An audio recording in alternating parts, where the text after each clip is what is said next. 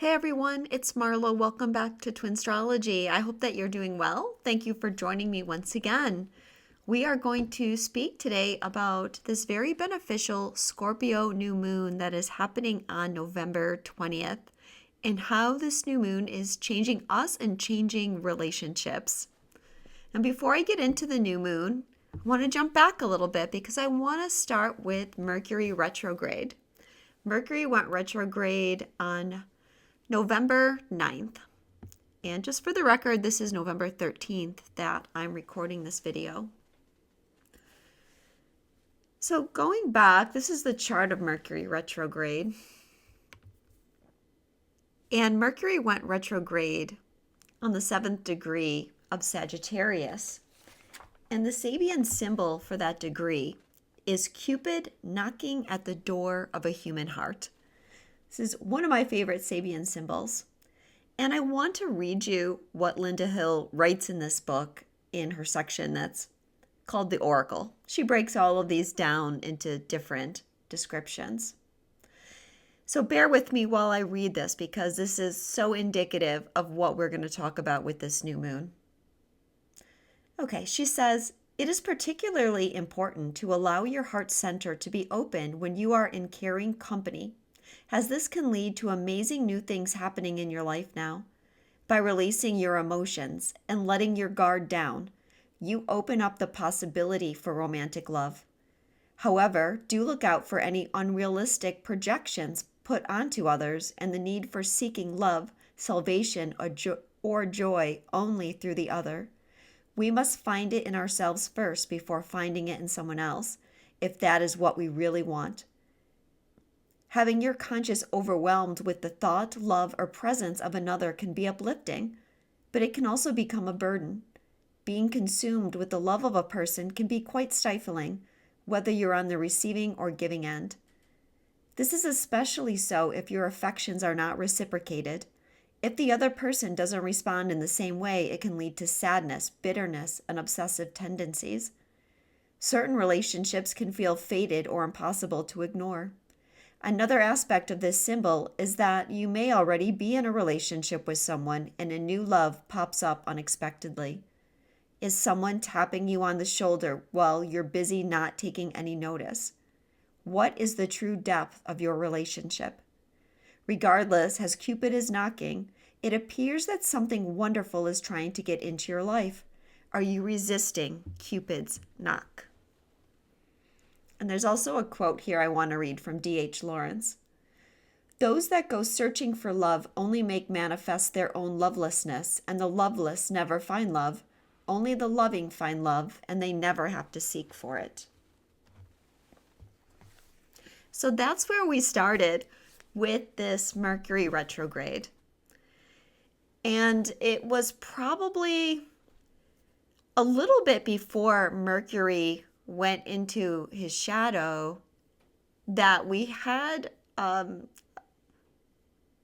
energy come in that was very much focused on clearing out old relationship stuff. You might have been thinking about your previous relationships, past partners, what went wrong in the relationship. And the reason why that was coming up is because we're needing at this time to really confront our own energy about relationships. This Mercury retrograde started in Sagittarius. And so the question was, what do we believe or perceive about love and about relationships? Then Mercury goes back into Scorpio shortly before this new moon. And the question is, what has happened to me in relationships that caused me to believe that or to feel this way? Mercury stations to go direct on November 29th at 20 degrees Scorpio. And the Sabian there is obeying his conscience. A soldier resists orders. So what that last Sabian tells me, where Mercury is stationing on, is Once we go through this process of this Mercury retrograde, and there is going to be a time period before and after Mercury retrograde where we're still working on this. If only we could work through something in only a few weeks, right? But our thoughts are changing. Our thoughts are becoming more aligned with our conscience, with our heart, with what our moral truth is. And so we're needing to break away from what others perceive relationships to be and anchor in this new relationship template. Now, the new relationship template, if you have been in the twin flame community for any length of time, you know that we've been talking about a new relationship template for over a decade. And that just goes to show that it's not easy to heal all these aspects of ourselves and to change. And we don't even know if this will be the final stage. But clearly, the astrology is showing us that relationships are changing because we are really getting in touch with our true, authentic self. And that brings me to the Scorpio new moon. Let me change the chart over to the new moon. As I said, it's on November 20th. And it is on November 19th for those on the Pacific coast. So here's the new moon. Sun and the moon are joined together in Scorpio, and Mercury is also very, very tightly conjunct the sun and the moon in its retrograde, and they are opposing Uranus. This new moon is a pivotal point. We have been working on creating a new timeline. And I'm sure that those of you watching want to have a new kind of relationship on that new timeline. I think we're all pretty sick of the old relationship template, the 3D relationship template. And that is just not working for us anymore. So how do we add this relationship factor to the new timeline? Well, the only way that we can do that is by changing ourselves. We can't change other people. So we have to change first our relationship to ourselves, and that allows us to change how we form relationships with other people. The energy of Scorpio is that intimate relationship. For me, Scorpio is the sign of twin flames. Other people have different perceptions, and that's fine. But for me, it's Scorpio that has the depth and intensity, the transformational energy that speaks about the journey of a twin flame to me, releasing the old self to embrace the true self. But Scorpio doesn't only represent romantic relationships, even though it mostly does. But there are aspects of Scorpio that relate to the family as well. For instance, inheritance, joint money, that kind of thing is Scorpio energy. With Mercury here, we understand that this journey of Cupid knocking on the door of a human heart is in process with this new moon. Mercury is our thoughts, our perceptions, and our ability to communicate those thoughts and perceptions. We also need to have an inner dialogue with ourselves and have a spiritual dialogue. And that's all part of the energy that's going on here. There's quite a bit here in the chart about how do we balance our authentic self with others. Mercury really wants us to think differently and to change some of our ingrained patterns.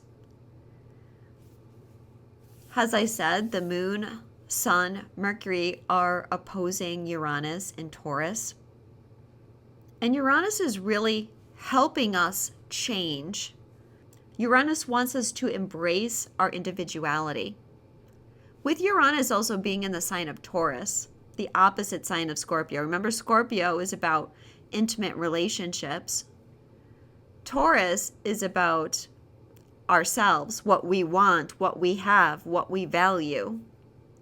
Scorpio energy in its negative form can be very codependent. Taurus energy in its negative form can be very independent to the point of possibly isolating themselves. So we're needing to find that balance. Also with Uranus here, I feel like we're being asked to heal the coldness and abandonment that we have felt when we have tried to shine our light. Here's the sun, which is our light, being opposed by Uranus. Uranus is a very cold planet. It's not a warm and fuzzy planet. So when Uranus is aspecting the sun and the moon, that can trigger abandonment issues. How did your mother and father abandon you? Or how did they emotionally neglect you? Where did you not feel loved? These are the types of emotions and feelings and thoughts that we've been dealing with. And the important thing at this time is not to run away from them, but to go into them, because this is going to show you what hasn't been working for you. I did a video earlier in the month and I mentioned we're getting into some deep stuff here. Because our third eyes have been expanding, and right now they're going through a major expansion, it's allowing us to see things that we haven't been able to see before. Because this is our deep trauma, and we want to run from our trauma. We want to dissociate from our trauma. And so everyone develops a way to not face that. And we could sum it up in fight, flight, fawn, or freeze. Everybody uses multiple ways of those 4 F's to not have to face the trauma. But when we don't face it, we don't get those pivotal insights that we need to prepare for the new relationship template. The sun and moon and Mercury are also trining Pluto, transforming who we are and what our place is in the community. They're making a trine to Saturn, which is the influence of authority figures on how we perceive ourselves, how we've hidden our true authentic self due to shame from authority figures. Especially the father is in focus here. The new moon and Mercury are trine Neptune. What about our dreams? How can we achieve our dreams with the old relationship patterns? We can't. We have to change.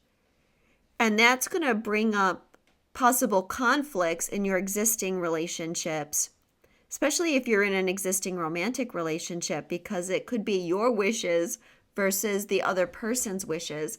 And you're often, at this period in time, you're likely to be on separate pages. New moon is also trine Jupiter. Yes, we have a grand trine in water here with this new moon. So with Jupiter at play, asking ourselves, what role did the family play? Once again, focusing on the father, or if you were raised by a single mother, or if your mother was the more authoritarian, disciplinarian of your parents, this might represent your mother too. But Jupiter's in Cancer, and this is all about our family. Jupiter went retrograde on 11/11, and this retrograde, at least the early stages of the retrograde. The retrograde is going to last a while, but let's say the first 6 weeks at least, there's going to be a focus on the childhood pain that you experienced and how that played a role in who you are and the relationships that you have built. Remember, we can't expect others to meet us authentically unless we can meet ourselves authentically. As soon as I saw the chart when I was looking a few weeks ago at the upcoming astrology, and you can see down here these gorgeous patterns, and the planets are so working in conjunction with each other at this time. And that is what is making this new moon very supportive and transformational. Another key area that's in play at this time is right here. Asteroid Karma is in an opposition to Chiron in Aries, and they are both square to Jupiter in Capricorn. Cancer, Jupiter in Cancer. I did mention this aspect in another video too, and I mentioned it was likely to bring up emotions, and I think it has for most people that are resonating at least with what I'm speaking about here, because this aspect is about processing abandonment, shame, emotional neglect, and grief. Processing grief was something that came up very strongly in November's Divine Masculine, Divine Feminine reading. Now, there is a focus right now on the childhood abandonment issues, childhood trauma. And really, everyone has some kind of trauma. And even if your family was great, then the focus is probably going to be on trauma in relationships that you've had, especially from a young age. I'm talking about romantic relationships here. But these issues are really coming from our karma, the other lifetimes where we have so much unprocessed trauma. And if we're on the ascension path, part of our reason to be here is processing as much of that trauma and pain as we can. Many of you, as I said, are going to be taking inventory of your past relationships. And it's important to look at both sides, because if you look at the other person's energy and your energy, that's where the insights are going to come in. In the old relationship template, we are subconscious to much of our trauma, and we project it, and we don't understand that we're projecting.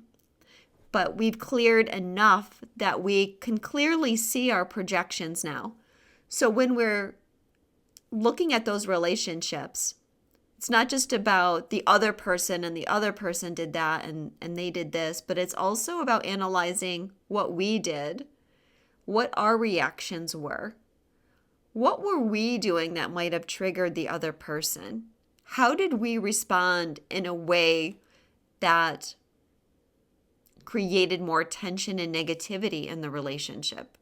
Where did we abandon ourselves in order to make someone else happy because we were in some kind of codependent state? This is where the deep insights are going to come in. These are the karmic patterns that are blocking a divine soul connection, or they will block that divine soul connection as you try to come together in the physical. So you can see how this is an important shift if you're on the twin flame journey, or you're a divine counterpart, or you're just trying to manifest a more loving and open, authentic relationship. We must know ourselves. And so we have to stop focusing on the other and end the projection and look within. As I said, today is the 13th that I'm recording this, and I made a post this morning about activations from the Yeshua Magdalene line that are coming in that Yeshua and Mary Magdalene came to me 2 days ago showing me these activations. And as I was preparing this, I had that inner guidance, check the asteroids for Yeshua and Magdalene. And sure enough, they are in opposition to each other at this new moon. And they have been in opposition to each other, getting closer over the last few weeks. But this is about as close as they're going to get at this time. So we have Magdalene at 29 degrees Leo opposing Yeshua at almost 1 degree Pisces, making a T-square with the new moon, Mercury, and Uranus. This is what is bringing in those activations. The activations are focused mostly on the third eye chakra, the crown chakra, and that energy is coming in, creating an expanded Christ consciousness, and then that energy anchors in the heart chakra. Magdalene is conjunct the fixed star Regulus that is at 0 degrees Virgo. Regulus is the heart of the lion in the constellation of Leo. And Yeshua and Magdalene are known for their sacred heart. So this is truly reflective of this activation into Christ consciousness. But with the opening of the third eye and the crown, as I said, this is why we're able now to look deeper and to get realizations and insights that we weren't able to get before because we were in denial. The pain was too much. We hadn't cleared enough. Regulus is expanding the energy of these activations. I mean, there's a lot going on energetically and astrologically. We have major CMEs coming in. The Schumann resonance has been completely whited out. It's been a lot. It's been an intense month for energy. And I think as we head into this new moon, we're going to still be feeling that energy. But I want to go back a minute. I always say that everything that we're working on comes in cycles that last about 2 or 3 years. If we go back about 1.5 years, you might recall or have listened to a couple videos that I did where I channeled messages from Mary Magdalene and I channeled another message from Yeshua. And the message from Mary Magdalene about sacred unions was so much about our defensiveness and how guarded we are and how we can't come into sacred union if we have our guard up. So this, I feel, is not going to say it's the end of that cycle yet, but this is like a turning point of that energy. In the video I did channeled a message from Yeshua, it was similar energy. We need to be more open, not just in sacred union, but we need to be more open as human beings to each other. We are at peak defensiveness in humanity's existence, I think, because we can't even have a conversation with each other. If someone has anything that is opposing what we think, I'm saying we, but that might not take into account us, but I'm saying in general, people are so defensive. They cannot abide the fact that someone might have an opposing opinion. And so that guard is up, ready to defend their belief. And that is shutting us down, disconnecting us, separating us. And the reason that's able to function is because of our trauma. The matrix energy is trying to trigger our inner trauma to keep us separated. And we won't let them. So these higher Christ consciousness energies are helping us shift onto this new timeline and to anchor the new relationship template. Not just in twin flames or sacred union, but with all. The energy of Yeshua and Mary Magdalene is love, acceptance, forgiveness, and union. And that is an energy that we need to reflect going forward. Christ consciousness is also self-acceptance. In order to continue to expand our consciousness, we have to begin to accept and love ourselves. The next stages of our journey involve showing our true, authentic self more and more publicly. And we're needing to do that in an arena that is polarized, divided, angry, judgmental, shaming. Our childhood trauma will not allow us to do that. It's too scary. We need to reparent our inner child and allow our inner child to feel safe in our arms so that they can feel safe from the harsh criticism of others. But self-acceptance leads to healthy relationships. If you look at the energy here of the new moon and Mercury, you can see asteroid Union is close by, and also Venus is in Scorpio. So they're not quite in a conjunction. I mean, Venus is not quite in conjunction either.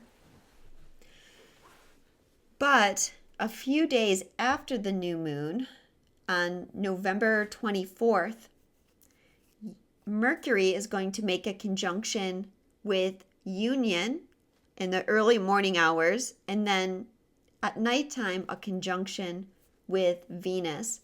And those aspects are going to be trine Saturn and Jupiter. This is very positive for a breakthrough in relationships. How can we communicate? How can we bring more love to our communication? How can we feel close, united? How can we share our hearts with others?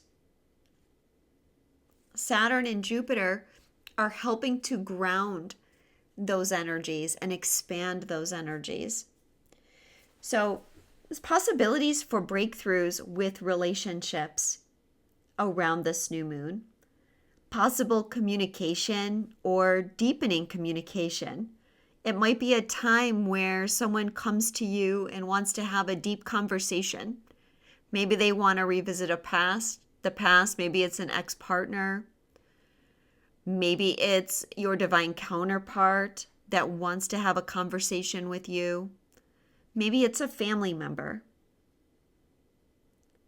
But it's a good time to take the opportunity to talk about things, to express yourself as well, creatively somehow.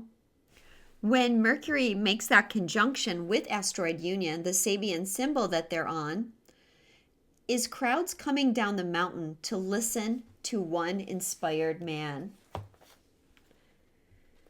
Well, this Sabian always reminds me of Christ and the Sermon on the Mount and crowds coming to listen to him.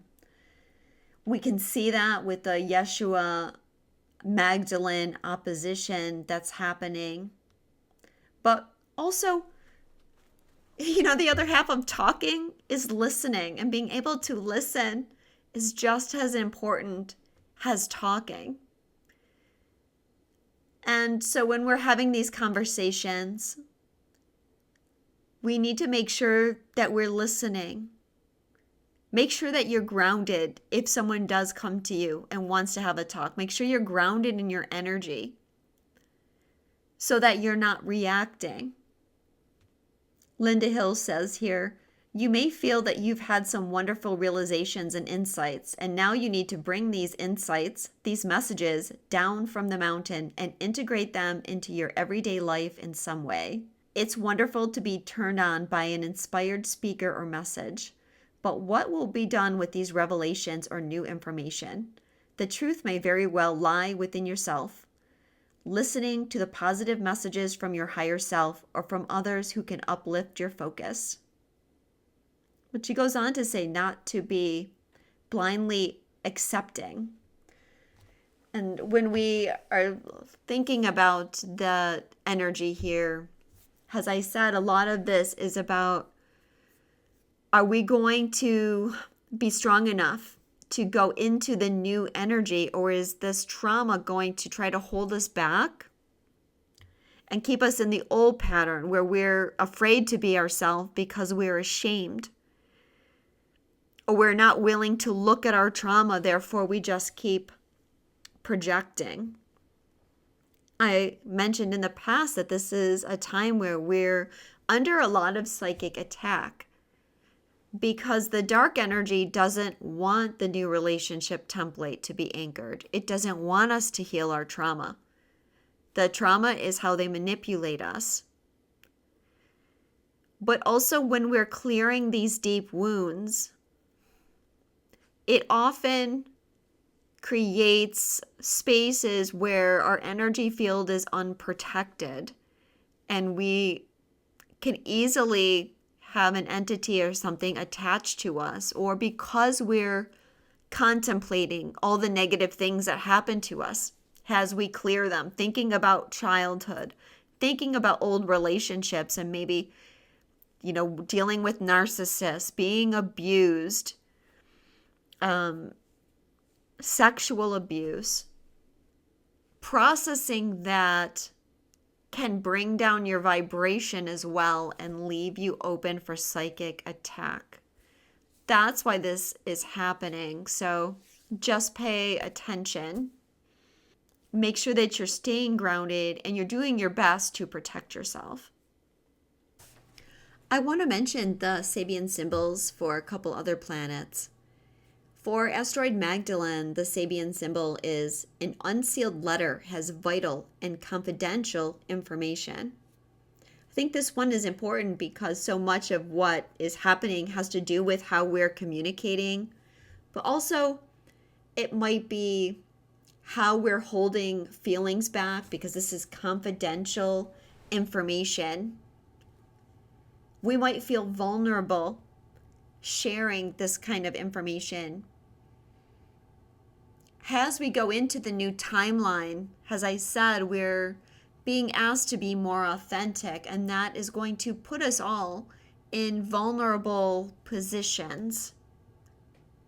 And if we haven't healed this trauma, it's likely to create triggers as we try to do that.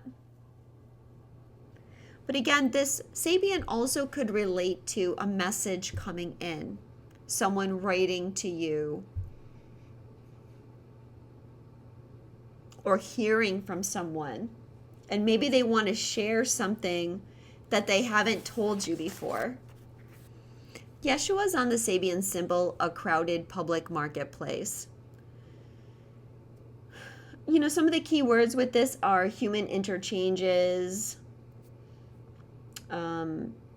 people fulfilling each other's desires, public opinion.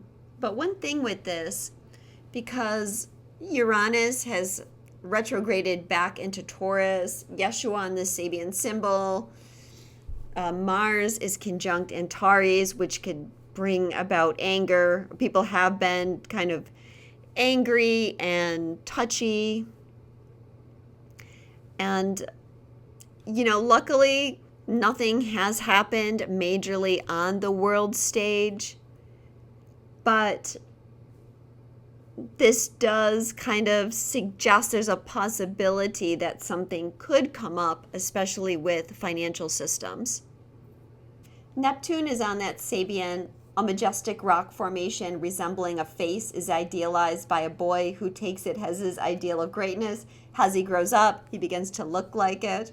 That has a lot to do with manifestation. I'm not going to talk about that one again. But Saturn, I do want to mention, because Saturn is on a new moon, reveals that it's time for people to go ahead with their different projects. So we have been in a void energy, and I feel with this new moon, we are beginning to come out of the void energy. I don't feel like there's going to be major shifts right away. I feel this is something that has to pick up the pace. Of course, Mercury is still going to be retrograde, but I don't feel like there's major shifts before the new year. But we do begin to start taking some steps forward or getting some more clarity where maybe we didn't have clarity. We are still anchoring that bridge between heaven and earth, and we have asteroid bridge in Libra opposing Neptune at the time of the new moon, and bridge is on the dawn of a new day, reveals everything changed. New perceptions and realizations, waking up to a whole new consciousness or sense of reality, emerging from depression, huge change that erases things that mattered before, radical shifts, changes of fortune, being reborn. I felt like that one, even though it doesn't seem like it is in a place to really make change, the Sabian and the key words really resonate with the energy that we're experiencing. So speaking of going forward, as I said, Mars is conjunct Antares, and Mars is squaring the North and South node. With Mars squaring the node, there are still things that we need to resolve before we can go forward. So I feel like it's going to be a couple weeks still. And in the position where Mars is, it's telling us that we need to look to the past in order to go forward. So this is clearing those karmic patterns. Now looking at the nodes, the South Node is still on the Sabian. Delighted children crowd around the orangutan cage at the zoo. And the North Node, in a quiet moment, a creative individual experiences the flow of inspiration.